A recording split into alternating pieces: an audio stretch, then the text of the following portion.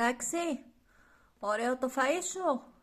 Εντάξει, μπορείς να μην πεινάς κάθε 2 ώρες. Θα παχύνει ο κόλος σου.